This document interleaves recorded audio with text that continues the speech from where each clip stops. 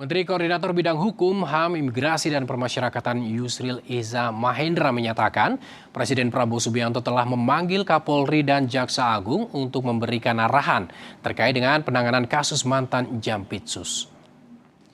Yusril menegaskan Presiden telah memberikan arahan kepada aparat penegak hukum agar menangani perkara ini secara profesional dan transparan.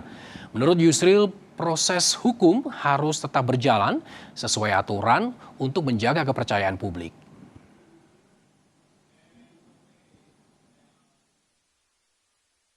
Bapak Presiden tidak tinggal diam menghadapi semua ini, karena itu beliau memanggil Kapolri, memanggil Jaksa Agung, dan memberikan arahan kepada mereka apa yang harus dilakukan.